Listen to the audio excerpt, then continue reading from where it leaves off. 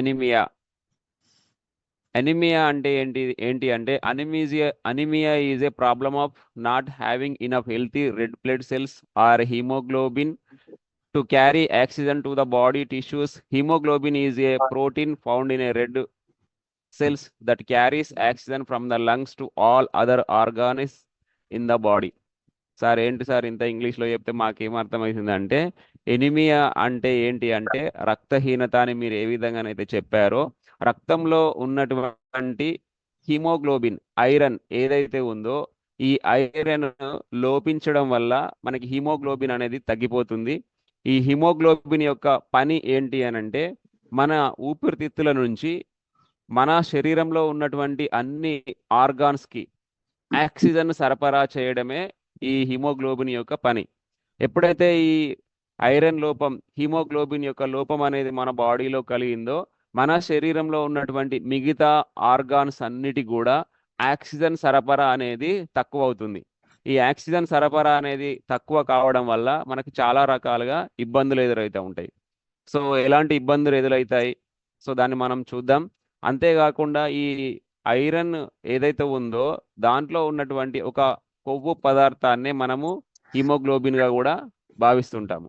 So ఇది మనకి anaemia అంటే ఏంటి అనేది వినండి. ఇప్పుడు చెప్పే ఈ సబ్జెక్ట్ నుంచి నెక్స్ట్ స్లైడ్లో కూడా మనకి అవసరం ఉంటుంది.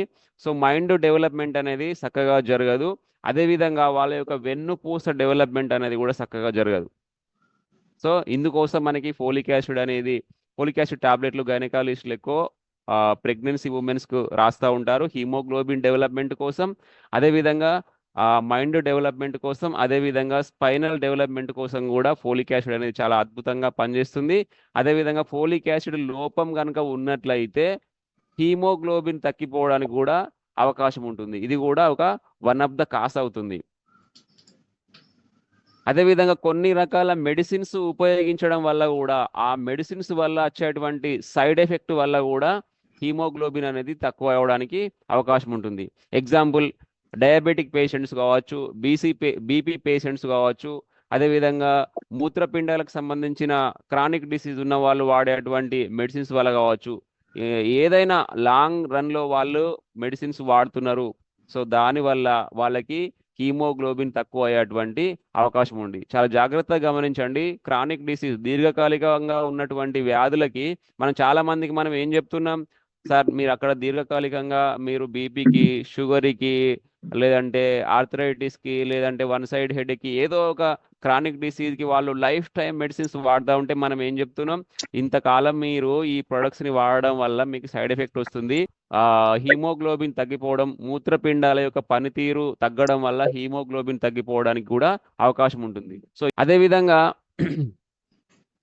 రోగనిరోధక శక్తి తగ్గడం వల్ల కూడా మీకు హిమోగ్లోబిన్ తగ్గిపోవడానికి అవకాశం ఉంటుంది. చాలా ప్రొడక్ట్స్ మన దగ్గర ఉన్నటువంటి ఇమ్యూన్టెక్స్ 20X కావచ్చు, చాలా రకాల ప్రొడక్ట్స్ మనవి రోగ నిరోధక శక్తిని డెవలప్మెంట్ చేయడానికి మన దగ్గర ప్రొడక్ట్స్ ఉన్నాయి. ఎందుకు సార్, ఈ రోగ నిరోధక వ్యవస్థ అనేది తగ్గిపోయిందో సో వాళ్ళకి కూడా ఈ హీమోగ్లోబిన్ తగ్గిపోయి రక్తహీనత జబ్బు రావడానికి అవకాశం ఉంది.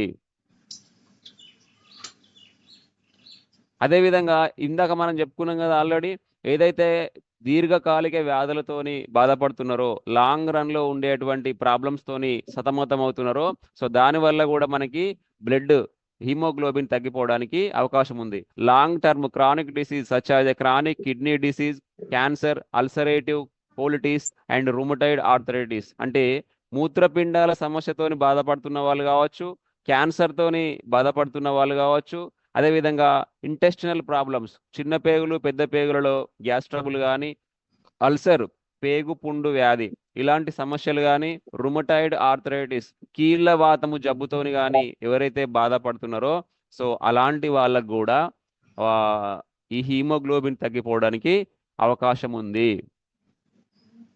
సో ఇంకా మనకి హెచ్ఐవి పేషెంట్స్ ఉంటారు కదా, ఎయిడ్స్ వ్యాధిగ్రస్తులు, ఈ ఎయిడ్స్ వ్యాధిగ్రస్తులకు కూడా హీమోగ్లోబిన్ తగ్గిపోవడానికి అవకాశం ఉంటుంది. ఇంకా చెప్పాలంటే ట్యూబర్క్యులస్ టీబీ పేషెంట్స్ ఉంటారు కదా, బాగా కాఫ్ వస్తుంది, బాగా వాళ్ళు దగ్గు రావడం వల్ల బాగా నంజు వస్తుంది, అదేవిధంగా వెయిట్ తగ్గిపోతూ ఉంటారు. సో ఇలాంటి టీబీ పేషెంట్స్ ఎవరైతే ఉన్నారో ట్యూబర్క్యులస్ వ్యాధితోని బాధపడేటువంటి పేషెంట్స్, సో వీళ్ళకు కూడా హీమోగ్లోబిన్ తగ్గిపోవడానికి అవకాశం ఉంది. సో ఓవరాల్ గా చూసినట్లయితే కాస్ ఆఫ్ ఎనీమియాలో ముఖ్యంగా B12 సయానోకోబాలమిన్ లోపం ఉన్న వాళ్ళకి, అదేవిధంగా ఫోలిక్ యాసిడ్ లోపం ఉన్న వాళ్ళకి కొన్ని రకాల మెడిసిన్స్ లాంగ్ టైం ఉపయోగించినప్పుడు వాళ్ళకి హీమోగ్లోబిన్ తగ్గిపోవడానికి అవకాశం ఉంది. అదేవిధంగా క్రానిక్ డిసీజెస్ ఎవరికైతే ఉన్నాయో లైక్ కిడ్నీ డిసీజెస్, క్యాన్సర్, అదేవిధంగా జీర్ణ సంబంధిత సమస్యలు, అదేవిధంగా కీళ్ళవాతము, rheumatoid arthritis, HIV, TB, so ఇలాంటి ప్రాబ్లమ్స్ ఉన్న వాళ్ళకి రక్తహీనత రావడానికి అవకాశం ఉంది. సో ఈ అదేవిధంగా genetic factors. So genetic factors అంటే తల్లిదండ్రులకి వాళ్ళకి రెగ్యులర్గా హీమోగ్లోబిన్ అనేది తక్కువ ఉంది. సో మనకు కూడా హీమోగ్లోబిన్ అనేది తక్కువ కావడానికి అవకాశం ఉంది. జెనెటిక్ ప్రాబ్లమ్స్ వల్ల కూడా మనకి హీమోగ్లోబిన్ అనేది తక్కువ కావడానికి అవకాశం ఉంటుంది. అదేవిధంగా మేనరిక సంబంధాలు చేసుకోవడం వల్ల వాళ్ళకి పుట్టబోయేటువంటి పిల్లలకి, అంటే ఒకవేళ మేనరిక సంబంధాలు చేసుకున్నటువంటి పేరెంట్స్కి కనుక ఈ హీమోగ్లోబిన్ ఎనిమియా ప్రాబ్లం కనుక ఉంటే వాళ్ళకు పుట్టబోయేటువంటి బిడ్డలకి కూడా ఈ హీమోగ్లోబిన్ సమస్య అనేది రావడానికి అవకాశం ఉంది. అదేవిధంగా పీరియడ్ టైంలో ఎక్కువ బ్లీడింగ్ అవుతుంది కదా, నెలసరి ఋతుక్రమం వచ్చినప్పుడు మహిళలకి. సో అలాంటి టైంలో వాళ్ళకి ఓవర్ బ్లీడింగ్ కనుక అయింది, లేదంటే ఇర్రెగ్యులర్ పీరియడ్ అంటే 15 డేస్కి ఒకసారి, 10 డేస్కి ఒకసారి ఇట్లా ఇర్రెగ్యులర్గా వాళ్ళకి పీరియడ్ వచ్చింది, ఈ పీరియడ్ టైంలో కూడా బాగా రక్తస్రావం అనేది జరిగింది. సో అలాంటి మహిళలకు కూడా బ్లీడింగ్ హీమోగ్లోబిన్ తగ్గిపోవడానికి అవకాశం ఉంది. అదేవిధంగా కొంతమందికి బ్లడ్ వామిటింగ్స్ అవుతూ ఉంటాయి. సో ఈ బ్లడ్ వామిటింగ్స్ అయిన వాళ్ళకి, లేదంటే యాక్సిడెంట్ అయినప్పుడు వాళ్ళకి బాగా బ్లడ్ లాస్ అవుతుంది కదా, సో అలాంటి వాళ్ళకు కూడా మనకి ఈ ఐరన్ డెఫిషియన్సీ అనీమియా ప్రాబ్లం అనేది రావడానికి అవకాశాలు ఉన్నవి. What is the symptoms of anaemia అంటే బాగా స్ట్రెస్ ఉంటుందండి. అనీమియా పేషెంట్స్ ఎవరైతే ఉన్నారో బాగా స్ట్రెస్ ఉంటుంది వాళ్ళకి. సో బాగా చిన్న చిన్న విషయాలకే వాళ్ళు స్ట్రెస్ ఫీల్ అవుతూ ఉంటారు, బాగా ఆందోళన చెందుతూ ఉంటారు, బాగా ఇబ్బంది పడుతూ ఉంటారు, ఏ పనిని సక్రమంగా చేయలేరు, ఎక్కువ పనులు అసలే చేయలేరు, ఎందుకంటే ఒత్తిడికి లోనవుతూ ఉంటారు కాబట్టి. ఈ ఒత్తిడికి లోన్ కావడం వల్ల వాళ్ళకి రెగ్యులర్గా హెడేక్ రావడం ఇలాంటి అవకాశాలు ఉంటాయి. అదేవిధంగా సోర్ టంగ్ అంటే వాళ్ళ నాలుక ఎప్పుడు కూడా తడి ఆరిపోతూ ఉంటుంది, వాళ్ళ నోరు మొత్తము, వాళ్ళ గొంతు మొత్తం కూడా తడి ఆరిపోతూ ఉంటుంది, డ్రై అయిపోతూ ఉంటుంది. ఇలాంటి సిమ్టమ్స్ కనిపిస్తూ ఉంటాయి. వీక్నెస్ ఉంటారు వాళ్ళు. వీక్నెస్ అంటే వాళ్ళు ఏ పనిని సక్రమంగా చేయలేరు, కొంచెం పని చేయంగానే వాళ్ళు టైర్డ్ అయిపోతూ ఉంటారు, అలసట చెందిపోతూ ఉంటారు, బాగా వీక్గా కనిపిస్తూ ఉంటారు. కనీసం ఇక్కడ నుంచి అక్కడ దాకా గట్టిగా నడుస్తున్నారు అని అంటే వాళ్ళు నడవలేరు. ఇంకా ఒక 20 కిలోల బరువు ఇచ్చి ఇక్కడ నుంచి అక్కడ దాకా మోయమంటే వాళ్ళు మోయలేరు, బాగా వీక్నెస్ ఉంటారు వాళ్ళు. ఇలాంటి సిమ్టమ్స్ కనిపిస్తూ ఉంటాయి వాళ్ళ లోపల. అదేవిధంగా వాళ్ళ గోర్లు బాగా షార్ప్నెస్ ఉంటాయి, లేదంటే గోర్ల పైన వైట్ లైన్స్ ఏర్పడుతూ ఉంటాయి. చాలామంది చిన్నప్పుడు చిన్న పాటలు పాడుతూ ఉంటారు కదా, ఇట్లా వైట్ లైన్స్ రావడానికి, అట్లా కాదు. సో గోర్లు బాగా షార్ప్గా పెరుగుతూ ఉంటాయి వాళ్ళవి, ఇట్లా గుచ్చుకుంటూ ఉంటాయి. అదేవిధంగా ఆ గోర్ల పైన వైట్గా లైన్స్ రావడానికి అవకాశం ఉంది, గోర్లు పుచ్చిపోవడానికి కూడా అవకాశం ఉంది. చాలామంది గోర్లు పుచ్చిపోతే ఇది ఎందుకు పుచ్చిపోతున్నదో అర్థం కాదు. సో ఈ విధంగా మనకి బి కాంప్లెక్స్ లోపం వల్ల, ఐరన్ లోపం వల్ల కూడా గోర్లు పుచ్చిపోవడానికి అవకాశం ఉంది. అదేవిధంగా గోర్లు బాగా షార్ప్గా రావడానికి కూడా అవకాశం ఉంది. ఆకలి అనేది మందగిస్తుంది, ఆకలి కాదు, ఏం తినాలనిపించదు, ఎంత మంచి ఫుడ్ తీసుకున్నా కానీ వాళ్ళకి కొంచెం తినంగానే ఇంకా కడుపు నిండిపోయినట్టు అనిపిస్తుంది. రీసెంట్గా ఒక 1.5 year అంటే ఒక 17 months బేబీ గురించి ఒక పేషెంట్ నాకు డిస్కషన్ చేయడం జరిగింది. సార్ మా బాబుకి చాలా ఆకలి కావడం లేదు సార్, ఏం చేయమంటారు సార్ అంటే, ఏం ప్రాబ్లం ఉంది అని అంటే, మా బాబుకి హీమోగ్లోబిన్ 8% ఉంది సార్, బై బర్త్ 6 grams ఉండే, ఇప్పుడు 8% ఉంది అంటున్నారు. డాక్టర్ దగ్గరికి వెళ్తే ఆకలి కావడానికి సిరప్ రాయమంటే వాళ్ళు రాయడం లేదు సార్, మీ దగ్గర ఏమైనా మంచి ప్రొడక్ట్ ఉంటే చెప్పండి సార్ అంటే, హెర్బల్ బాల్ శక్తి సిరప్ అతనికి నేను సజెషన్ చేయడం జరిగింది. సో హెర్బల్ బాల్ శక్తి సిరప్ యూజ్ చేయడం వల్ల వాళ్ళకి మైండ్ డెవలప్మెంట్ అవుతుంది కాబట్టి స్ట్రెస్ అనేది రిలీఫ్ అవుతుంది. అదేవిధంగా హీమోగ్లోబిన్ పెరగడానికి అవకాశం ఉంది. అదేవిధంగా ఆకలి నుంచి కూడా వాళ్ళు బయటికి రావడానికి అవకాశం ఉంది. మల్టిపుల్ బెనిఫిట్స్ ఉన్నాయి మనకి హెర్బల్ బాల్ శక్తి సిరప్ నుంచి.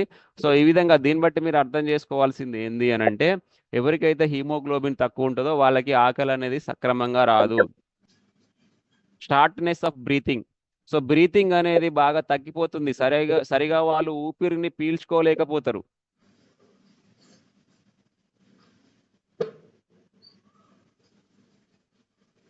మరి ఇలాంటి సిమ్టమ్స్ మన బాడీలో కనిపిస్తాయి అని చెప్పి మీరు చెప్పడం జరిగింది కదా సార్. ఒకవేళ హీమోగ్లోబిన్ తగ్గినట్లయితే మన శరీరంలో ఎక్కడెక్కడ ఎఫెక్టివ్గా ఉంటుంది, ఏ ఆర్గాన్స్ పైన ఎఫెక్టివ్గా ఉంటుంది, దానివల్ల మనకి ఎలాంటి వ్యాధులు రావడానికి అవకాశం ఉంది సార్ అంటే దాన్ని మనం ఒకసారి చూద్దాం. సో ఎవరికైతే హీమోగ్లోబిన్ లోపం ఉంటుందో ముందుగా హెడ్ దగ్గర నుంచి మనం మొదలు పెట్టుకున్నట్లయితే ఈ బ్రెయిన్ ఫంక్షనింగ్ అనేది సరిగా జరగకపోవడం వల్ల వాళ్ళకి గిడ్డీనెస్ అనేది ఎక్కువ రావడానికి అవకాశం ఉంటుంది. అదేవిధంగా ఫెయింటింగ్ అనేది ఎక్కువ రావడం జరుగుతుంది. అంటే వాళ్ళు మూర్ఛపోతూ ఉంటారు, కళ్ళకు చీకటి వస్తూ ఉంటుంది వాళ్ళకి. బెడ్ మీద పడుకొని లేస్తేనే నాకు కళ్ళకు చీకటి వచ్చింది సార్ అంటూ ఉంటారు. మళ్ళీ బెడ్ మీద పడుకుంటే కూడా నాకు కళ్ళకు చీకటి వచ్చింది అంటూ ఉంటారు. సార్ నేను బైక్ నడుపుతుంటే కూడా నాకు కళ్ళకు చీకటి వచ్చింది అని అంటూ ఉంటారు. సో ఎవరికైతే రక్తహీనత ప్రాబ్లం ఉందో సో వాళ్ళకి మెయిన్గా హెడ్ పైన ఎక్కువ వెయిట్ కావడానికి అవకాశం ఉంటుంది, బ్రెయిన్ పైన ఎక్కువగా ఎఫెక్ట్ కావడానికి అవకాశం ఉంటుంది. సో దానివల్ల వాళ్ళు మూర్ఛపోతుంటారు, కళ్ళకు చీకటి వచ్చింది సార్ అంటూ ఉంటారు. సో డిజీనెస్ అనేది బాగా పెరిగిపోవడానికి అవకాశం ఉంటుంది. సో అప్పుడు మనం డాక్టర్ దగ్గరికి వెళ్తే వాళ్ళు ఏదో మెడిసిన్స్ మనకు తగ్గిపోవడానికి రాస్తూ ఉంటారు.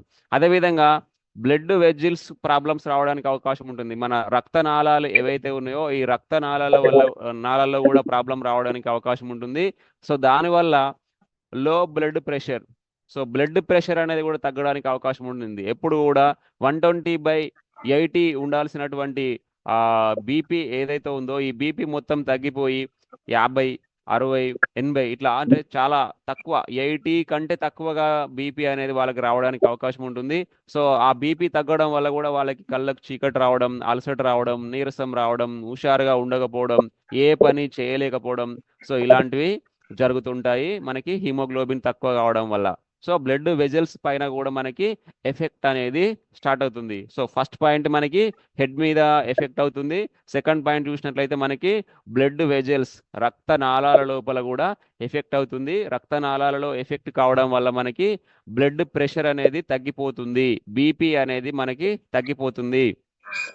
నెక్స్ట్ మనకి హార్ట్ మీద ఎఫెక్ట్ పడుతుంది. సో ఈ హార్ట్ మీద ఎఫెక్ట్ పడడం వల్ల బాగా పాల్పిటేషన్స్ అంటే దడదడ దడదడ దడదడ దడదడ కొట్టుకుంటా ఉంటుంది. సార్ నాకు బాగా దడదడ అనిపిస్తుంది సార్, నాకు గుండెలో డప్పులు కొట్టినట్టు అనిపిస్తుంది సార్ అని చెప్పి పేషెంట్స్ వస్తూ ఉంటారు నా దగ్గరికి.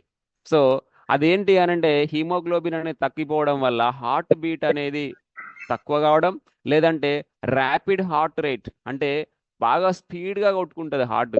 బాగా స్పీడ్గా కొట్టుకోవడం వల్ల వాళ్ళకి ఏమనిపిస్తుంది అంటే దడ అనిపిస్తుంది. దానివల్ల ఇందాక మనం చెప్పుకున్నాం కదా స్ట్రెస్, ఆందోళన చెందుతూ ఉంటారు వాళ్ళు.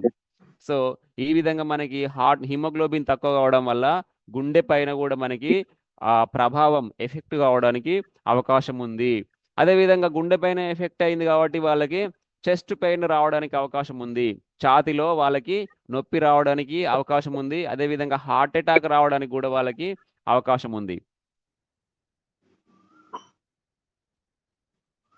అదేవిధంగా స్ప్లీన్ ఎన్లార్జ్మెంట్, ప్లీహము అనేది అది ఎన్లార్జ్మెంట్ అంటే అది వాపు రావడానికి అవకాశం ఉంది. ప్లీహము ఎప్పుడైతే ఎన్లార్జ్మెంట్ వాపు వచ్చిందో దానివల్ల కూడా మనకి ఈ హిమోగ్లోబిన్ తగ్గడం వల్ల ప్లీహము వాపు పెరుగుతుంది. ప్లీహం వాపు పెరగడం వల్ల ఇంకా బ్లడ్ తగ్గిపోవడానికి కూడా అవకాశం ఉంది. సో ఇంకా intestinal changes, stool colour. Intestinal changes అంటే మన చిన్న పేగులు పెద్ద పేగుల్లో ఉన్నట్టు పెద్ద పేగులను మనము ఇంటెస్టినల్ అంటుంటాము. సో ఇంటెస్టినల్ అంటే చిన్న పేగుళ్ళు పెద్ద పేగుల్లో మనకి సమస్యలు రావడం వల్ల అంటే గ్యాస్ ట్రబుల్ కానీ, అల్సర్ కానీ, పేగు పుండు వ్యాధి ఇలాంటివి రావడం వల్ల స్టూల్ కలర్ అనేది చేంజ్ అయిపోతుంది. స్టూల్ కలర్ అంటే మనం మలము ఏదైతే ఉందో, బయటకు వచ్చే మలం ఏదైతే ఉందో, ఈ మలం యొక్క కలర్ అనేది చేంజ్ అయిపోతుంటది. ఎగ్జాంపుల్, ఇప్పుడు డెంగ్యూ పేషెంట్స్ ఉన్నారు. డెంగ్యూ పేషెంట్స్ వాళ్ళకి బాగా తీవ్ర ప్రభావం జరిగిందంటే వాళ్ళకి ఆ మోషన్ అనేది బాగా నల్లగా వస్తూ ఉంటది. మోషన్ నల్లగా వస్తుందా అని చెప్పి డాక్టర్స్ అడుగుతూ ఉంటారు. సో బాగా మోషన్ నల్లగా వచ్చిందంటే డేంజర్ పొజిషన్కి వస్తుంది అని చెప్పి చెప్తా ఉంటారు. ఇంకా చిన్న పిల్లలు, న్యూ బార్న్ బేబీస్ కానీ, 1 year లోపు బేబీస్ కానీ మనం చూసినట్లయితే నీళ్ళ విరోచనాలు చేస్తూ ఉంటారు. రోజుకి ఒక 10 సార్లు, రోజుకి ఒక 15 times ఇట్లా మోషన్స్ చేస్తే మనము చిల్డ్రన్ స్పెషలిస్ట్ దగ్గరికి కనుక తీసుకెళ్ళినట్లయితే వాళ్ళు స్టూల్ ఎగ్జామినేషన్ అనేది చేస్తూ ఉంటారు. సో స్టూల్ ఎగ్జామినేషన్ అంటే ఏదైతే మలం బయటకు వచ్చిందో ఆ మలాన్ని వాళ్ళు కలెక్షన్ చేసి టెస్ట్ చేస్తూ ఉంటారు. సో దాని ఎందుకు టెస్ట్ చేస్తారంటే ఎందుకు ఇంత మోషన్ అవుతుంది, సో అంటే హిమోగ్లోబిన్ ఏమైనా తగ్గిందా. సో హిమోగ్లోబిన్ తగ్గడం వల్ల కూడా వాళ్ళకి ఈ స్టూల్ మలం యొక్క కలర్ అనేది చేంజ్ కావడానికి అవకాశం ఉంటుంది. సో మనం కూడా మన మోషన్కి వెళ్ళినప్పుడు రీసెంట్గా ఒక పేషెంట్ వచ్చింది నా దగ్గరికి. రీసెంట్గా అంటే 2 days బ్యాకే. సో 2 days బ్యాక్ వచ్చినటువంటి ఈ పేషెంట్ నాకు ఏం చెప్తున్నాడంటే, సార్ నాకు ఒక 10 సంవత్సరాలుగా నా మలము బయటికి వెళ్ళినప్పుడు ఆ కాఫ్ వచ్చినప్పుడు ఏ విధంగానైతే మనకి తెమడొస్తుందో, ఈ తెమడ వచ్చినట్లుగా ఒక చీము లాంటిది, ఒక పస్ లాంటిది నేను మోషన్ వెళ్ళినప్పుడు నాకు వస్తుంది సార్ అని చెప్తున్నాడు. సో ఎందుకు అని అంటే ఆయనకి దాదాపుగా 10 సంవత్సరాల నుంచి మోషన్ అనేది ఫ్రీ లేదు. అంతకుముందు ఆయనకి పైల్స్ ఉంది, ఫిషర్ ఉంది. సో దానివల్ల ఆయనకి ఆ మలము స్టూల్ ఏదైతే ఉందో కలర్ అనేది వేరేగా వస్తుంది. సో మన దగ్గరికి ఆల్రెడీ అంతకుముందు ఒకసారి అంటే ఒక 6 months 1 year బ్యాక్ కూడా వచ్చి నా దగ్గరికి వచ్చి మీ మెడిసిన్స్ ఎట్లా పనిచేస్తాయి, నేను ఇంత సమస్యతో ప్రభావం ఉంది కదా నా దగ్గర, మీ మెడిసిన్స్ వాడితే బాగా రిజల్ట్ ఉంటుందా అని చెప్పి అతను డిస్కషన్ చేసి వెళ్ళడం జరిగింది. సో మళ్ళీ 2 days బ్యాక్ నా దగ్గరికి వచ్చి మన దగ్గర ప్రొడక్ట్స్ తీసుకొని పోవడం జరిగింది. సో అంటే దీన్ని బట్టి మీరు అర్థం చేసుకోవాల్సింది ఏంటి అని అంటే, ఎనిమియా ప్రాబ్లం ఉన్న వాళ్ళ యొక్క మలం అనేది రంగు మారుతుంది, వేరే విధంగా రంగు రావడానికి అవకాశం ఉంది. కారణం ఏంటి అని అంటే ఎనిమియా లోపం ఉన్న వాళ్ళకి జీర్ణ వ్యవస్థ పైన, చిన్న పేగులు పెద్ద పేగుల పైన వాళ్ళకి ఎఫెక్ట్ కావడానికి అవకాశం ఉంది. అదే విధంగా కండరాల పైన కూడా ఎఫెక్ట్ కావడానికి అవకాశం ఉంది. సో మన శరీరం మొత్తం ఉన్నటువంటి కండరాలు, మస్కులర్ ఏదైతే ఉందో ఈ మస్కులర్ పైన కూడా ఎఫెక్ట్ కావడానికి ఉంది. సో ఈ మస్కులర్ పైన ఎఫెక్ట్ కావడం వల్ల కండరాలు మనం ఈ విధంగా ముట్టుకుంటే కూడా నొప్పి వస్తూ ఉంటుంది. ఇట్లా మనం చేతులు కదిలిచ్చినా మనకి నొప్పి రావడానికి అవకాశం ఉంది. ఎందుకనంటే మనకి కండరాలు అనేటివి వీక్ అయిపోయినాయి కాబట్టి. అదేవిధంగా రెస్పిరేటరీ ఇన్ఫెక్షన్స్, ఊపిరితిత్తుల పైన కూడా ఎఫెక్ట్ కావడానికి అవకాశం ఉంది. ఊపిరికి తలపైన ఎఫెక్ట్ కావడం జరుగుతుంది. దీనివల్ల మనకి మూర్ఛలోకి వెళ్ళినట్లు, తిప్పినట్లు, కింద పడిపోయినట్లు కావడం జరుగుతుంది. బ్లడ్ వెజల్స్ పైన కూడా ఎఫెక్ట్ కావడం వల్ల లో బ్లడ్ ప్రెషర్ కావడానికి అవకాశం ఉంది.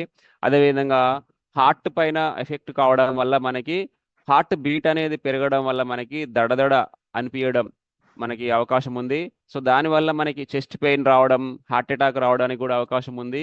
స్ప్లీన్, పీహము ఎన్లార్జ్మెంట్ కావడానికి అవకాశం ఉంది. ఇంటెస్టినల్ ప్రాబ్లమ్స్, చిన్న పేగులు పెద్ద పేగులలో జీర్ణ వ్యవస్థలో మనకి ప్రాబ్లమ్స్ రావడానికి, అంటే గ్యాస్ ట్రబుల్, అల్సర్ అట్లాంటివి రావడానికి అవకాశం ఉంది. సో దానివల్ల మన మలము యొక్క కలర్ అనేది, రంగు అనేది మారిపోవడానికి అవకాశం ఉంది. అదేవిధంగా కండరాల వీక్నెస్, కండరాలలో నొప్పులు రావడానికి అవకాశం ఉంది. రెస్పిరేటరీ ఇన్ఫెక్షన్స్, ఊపిరితిత్తుల సంబంధిత సమస్యలు రావడానికి అవకాశం ఉంది. సో దానివల్ల బ్రీతింగ్ సమస్యలు, బ్రీతింగ్ షార్ట్నెస్, బ్రీతింగ్ అనేది తగ్గిపోవడానికి అవకాశం ఉంది. సో బ్రీతింగ్ తగ్గిపోతే ఏం జరుగుతుందో మీకు తెలుసు. ఎందుకంటే కోవిడ్ వచ్చినప్పుడు చాలా మందికి ఆ బ్రీతింగ్ తగ్గడం వల్ల అందరు కూడా మరణించడం జరిగింది. సో అదేవిధంగా చర్మ సంబంధిత సమస్యలు రావడానికి అవకాశం ఉంది. చర్మం ఎప్పుడు కూడా పాలిపోయినట్లుగా కనిపించడం, చర్మము ఎల్లోయిష్గా మారడం, లేదంటే బాగా చెమటలు పెట్టడం. సో ఇందాక అదే మనం మాట్లాడుతున్నాం. సో ఒక 5 members వాకింగ్కి వెళ్ళినారు, లేదంటే ఏదైనా అవుట్డోర్ గేమ్స్ ఆడుతున్నారు, లేదంటే జాగింగ్ చేస్తున్నారు. సో ఆ 5 members కొంతమందికి విపరీతమైన చెమటలు వస్తాయి. వాళ్ళు డ్రెస్ వేసుకుంటారు కదా, ఆ డ్రెస్ మొత్తం కూడా తడిసి ముద్దయిపోతూ ఉంటుంది. సో కొంతమందికి ఆ చెమటలు వస్తాయి, లైట్గా వస్తాయి, అంతే. ఎంతవరకు రావాలనో అంతవరకు మాత్రమే చెమటలు వస్తాయి.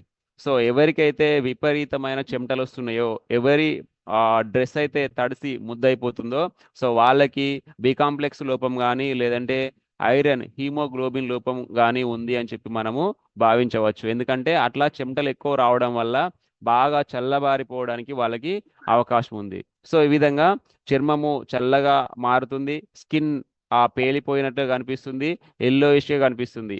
సో ఇక్కడ చర్మ సంబంధిత సమస్యలు కూడా ఎక్కువ రావడానికి అవకాశం ఉంది, లైక్ సోరియాసిస్ లాంటివి కూడా అటాక్ కావడానికి అవకాశం ఉంది. సో చాలా సార్లు మనకి మన డాక్టర్ అఖ్తర్ సార్ వాళ్ళు మనకి సోరియాసిస్ గురించి చెప్పినప్పుడు లో ఇమ్యూనిటీ అంటే ఇమ్యూనిటీ తగ్గడం వల్ల, రోగ నిరోధక శక్తి తగ్గడం వల్ల కూడా మనకి సోరియాసిస్ వస్తుంది అని చెప్పడం జరిగింది. సో ఇక్కడ మనం కూడా రోగ నిరోధక శక్తి తగ్గడం వల్ల హిమోగ్లోబిన్ తగ్గుతుంది. హిమోగ్లోబిన్ తగ్గడం వల్ల మనకి చర్మ సంబంధిత సమస్యలు రావడానికి మనకి అవకాశం ఉంది. అదేవిధంగా కళ్ళు, ఐస్ కూడా వాళ్ళు ఎప్పుడు కూడా ఎల్లోయిష్గా ఐస్ మనకి కనిపిస్తూ ఉంటాయి. సో ఈ విధంగా మనకి హిమోగ్లోబిన్ ఎవరికైతే తగ్గిపోయిందో, ఈ హిమోగ్లోబిన్ తగ్గిపోయిన వాళ్ళకి సిమ్టమ్స్ ఈ విధంగా మనకు కనిపిస్తాయి. అదేవిధంగా మన శరీర భాగాలు ఏవైతే ఉన్నాయో, సో ఈ భాగాల మీద మనకి ఎఫెక్ట్ రావడానికి అవకాశం ఉంది.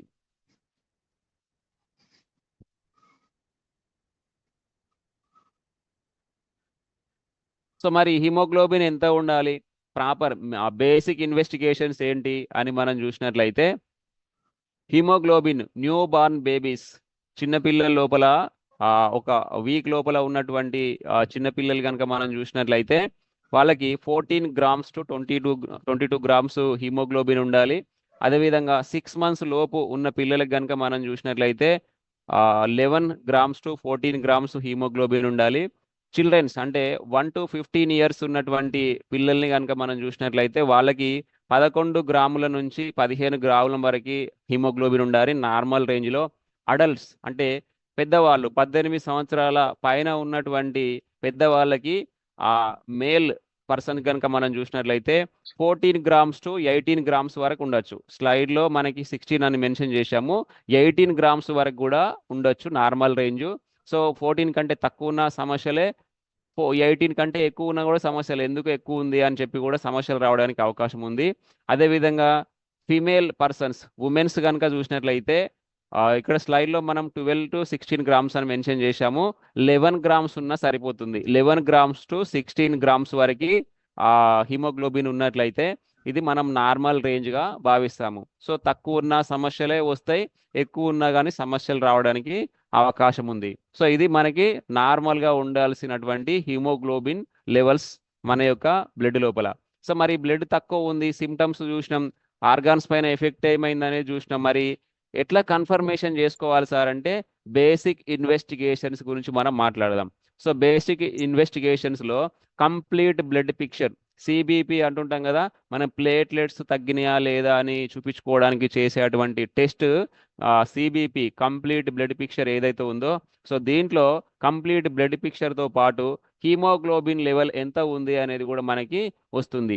లేదు సార్ నేను కంప్లీట్ బ్లడ్ పిక్చర్ చేసుకోను సార్, ఓన్లీ పర్టికులర్గా హీమోగ్లోబిన్ ఎంత ఉందో అది తెలిస్తే సరిపోద్ది కదా సార్ అంటే మీరు మాన్యువల్గా హీమోగ్లోబిన్ టెస్ట్ చేసుకుంటే ఒక 30 రూపాయల నుంచి 50 రూపాయల వరకు ఛార్జ్ చేస్తారు. సో మీరు డయాగ్నోస్టిక్ బ్లడ్ టెస్ట్ చేసే డయాగ్నోస్టిక్ సెంటర్ దగ్గరికి వెళ్ళి హెచ్బి టెస్ట్ చేయండి సార్ అంటే వాళ్ళు చేస్తారు. సింపుల్గా ఒక 2 నిమిషాలు 3 నిమిషాలు అయిపోతుంది. మన చిన్న మొత్తము ఒక 1 ml 2 ml బ్లడ్ అట్లా తీయాల్సిన అవసరం లేదు. వేలికి చిన్న హోల్ చేసి అక్కడ నుంచి ఒక బ్లడ్ డ్రాప్ తీసేసుకొని మీకు స్లైడ్ వేసేసి వాళ్ళు మీకు చెప్పేస్తూ ఉంటారు. అదే మీకు కంప్లీట్ బ్లడ్ పిక్చర్ చేయాలంటే మినిమం 1 ml బ్లడ్ లాగాల్సి ఉంటుంది. సో కొంతమంది బ్లడ్ తీసుకోవాలన్నా బ్లడ్ ఇవ్వాలన్నా చాలా ఇబ్బందిగా ఫీల్ అవుతూ ఉంటారు. సో అలాంటి వాళ్ళు ఇన్వెస్టిగేషన్ చేసుకోవడానికి కూడా ఇబ్బంది పడుతూ ఉంటారు. సో కంప్లీట్ బ్లడ్ పిక్చర్కి బదులు హెచ్బి అనేది మీరు చేయించుకుంటే ఈజీగా చేసుకోవచ్చు, 1 డ్రాప్తో అయిపోతుంది. సో ఇది మనకి బ్లడ్ ఎంత ఉంది, హిమోగ్లోబిన్ పర్సంటేజ్ ఎంత ఉంది అనేది మనం తెలుసుకోవడానికి చేయించుకోవాల్సినటువంటి బేసిక్ ఇన్వెస్టిగేషన్స్. రెగ్యులర్గా మనకి బ్లడ్ తక్కువ ఉంటుంది, అసలు బ్లడ్ ఇంప్రూవ్మెంటే కలుగుతలేదు అని అంటే అప్పుడు బోన్ నారో టెస్ట్లు ఇంకా హయ్యర్ ఇన్వెస్టిగేషన్స్ ఉంటాయి. అది ఇప్పుడు మనకి ఏం అవసరం లేదు. జస్ట్ హీమోగ్లోబిన్ తక్కువ ఉందా లేదా తెలుసుకోవడానికి ఈ రెండిట్లో ఏదో ఒకటి మనకి సరిపోతుంది.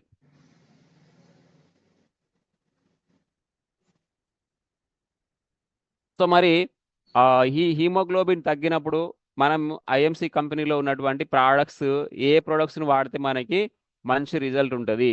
ఫర్ ఐరన్ డెఫిషియన్సీ ఐఎంసి కంపెనీలో ఉన్నటువంటి ప్రోడక్ట్స్ వల్ల 100% సొల్యూషన్ తీసుకోవడానికి అవకాశం ఉంది.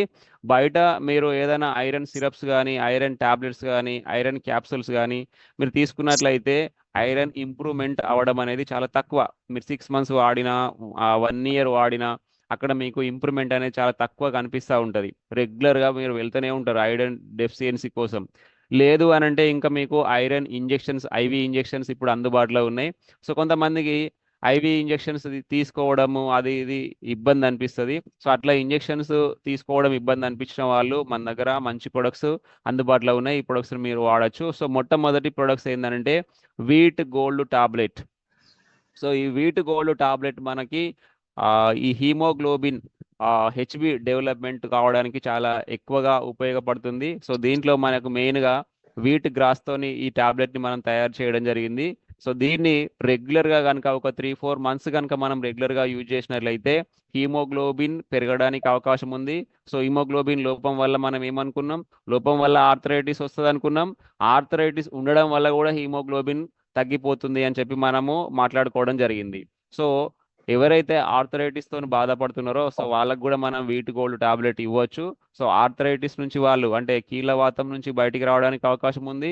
ఇన్ కేస్ హీమోగ్లోబిన్ ఏమైనా లోపం ఉంటే ఆ హీమోగ్లోబిన్ లోపం నుంచి కూడా బయటికి రావడానికి అవకాశం ఉంది. ఇంకా వీట్ గోల్డ్ టాబ్లెట్ని మనం యూజ్ చేసినట్లయితే బ్లడ్ ప్యూరిఫైర్ కావడానికి కూడా అవకాశం ఉంది. సో నెక్స్ట్ మనకి లోహవతి టాబ్లెట్. సో ఈ లోహవతి టాబ్లెట్ చాలా మంది కూడా ఆన్సర్ చేయడం జరిగింది. లోహవతి టాబ్లెట్ మనకి స్పినాచ్ నుంచి, అదేవిధంగా అలోవెరా నుంచి, అదేవిధంగా మనకి భస్మాల నుంచి దీన్ని తయారు చేయడం జరిగింది.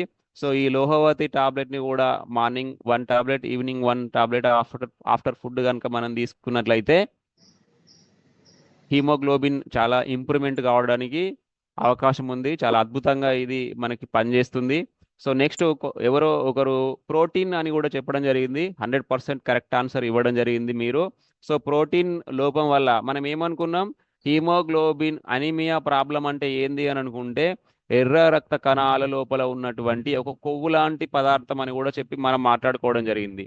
సో కొవ్వు అంటే ప్రోటీన్తోనే తయారవుతుంది కాబట్టి సో ప్రోటీన్ లోపము ఉండడం వల్ల కూడా మనకి హీమోగ్లోబిన్ తగ్గిపోవడానికి అవకాశం ఉంది కాబట్టి సో ప్రోటీన్ పౌడర్ని మనం వాడాల్సిన అవసరం ఉంది. So wheat gold tablet, Lohavati tablet, దాంతోపాటు మనం ప్రోటీన్ పౌడర్ని మిల్క్లో కలిపి తీసుకున్నట్లయితే 100% ఎనీమియా, సో ఐరన్ డెఫిషియన్సీ నుంచి మనము బయటికి రావడానికి అవకాశం ఉంది. సో నెక్స్ట్ చూసినట్లయితే మనకి జీవన్ శక్తి రస్ అని కూడా ఒకరెవరో ఆన్సర్ చేశారు. రస్. సో జీవన్ శక్తి రస్ యూజ్ చేసుకోవడం వల్ల కూడా మనకి హీమోగ్లోబిన్ అనేది ఇంప్రూవ్మెంట్ కావడానికి ఇది చాలా అద్భుతంగా పనిచేస్తుంది. దీంతో పాటు మీరు చెప్పినట్లు సూపర్ నరిష్ బొరింగా కూడా వాడుకోవచ్చు. సో మరీ ఎక్కువ టాబ్లెట్స్ ఇస్తే యూజ్ చేయడానికి కూడా ఇబ్బంది అవుతుంది కాబట్టి మెయిన్గా మీరు wheat gold tablet, Lohavati tablet, protein powder, Jeevan Shakti Ras ఇవి వాడుతూ మీ యొక్క ఆహారపు అలవాట్లు అంటే ఎక్కువగా ఫ్రూట్స్ తీసుకోవడం, మనకి బీట్రూట్ జ్యూస్ కానీ అట్లాంటిది తీసుకోవడం, ఫుడ్ హ్యాబిట్స్ మీరు చేంజ్ చేసుకోవడం వల్ల మీకు ఐరన్ డెఫిషియన్సీ నుంచి మీరు బయటికి రావడానికి అవకాశం ఉంటుంది.